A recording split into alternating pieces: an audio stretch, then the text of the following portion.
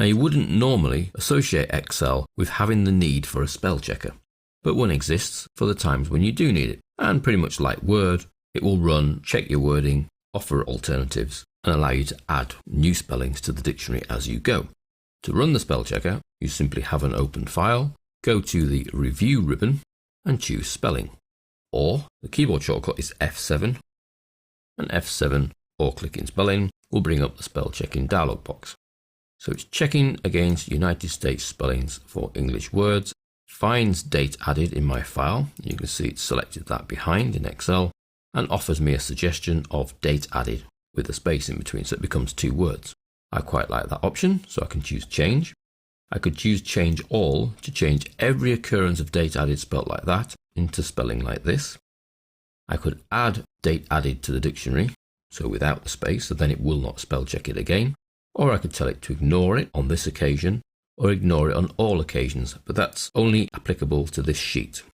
There is even an option to add into autocorrect, which would mean every time you typed date added like that, it would automatically change it into date added like that.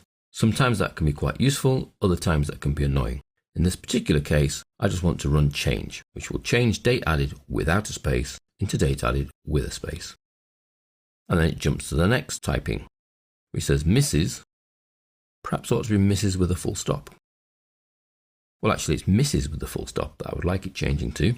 Now I know in this dataset that there are a lot of Mrs., so I could change all, so that will change every occurrence of Mrs.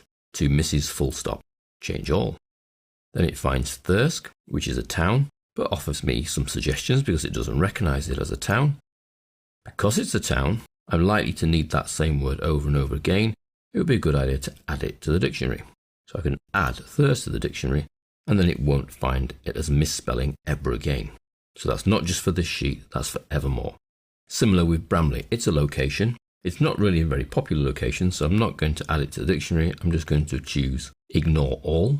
So every time Bramley occurs in this spreadsheet, it will be ignored. The same happens with Huddersfield, another town. Quite a popular town, so let's add to the dictionary. Then it finds Mario.d. It's not happy with that, not in the dictionary. I'm going to ignore it once. Fauntleroy, another surname it's not happy with. If it's a popular surname, I would add it to the dictionary. If it's not so popular, I can just choose Ignore All. Then we come to div, which is our abbreviation in the data for divorced. It's offering me div or another of a few options for div. It's actually none of those. It is div that we want. So I'm going to choose Ignore All.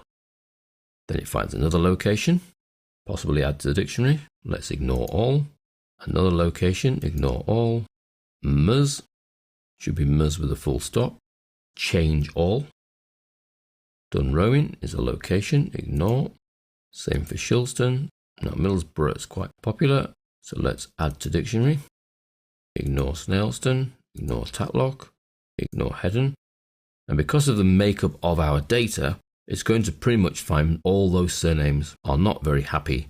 Now we need to step through and ignore, or if we think, well, we've checked the main spellings, we can actually close the spell checker at this stage. Spell check complete, you're good to go. So that's the spell checker in Excel. Probably not going to be used as much as you would in a word processor, but it still exists and it's still quite useful. F7 the keyboard shortcut to start it, or the review ribbon and spelling, and that will start your spell checker, and away it will go.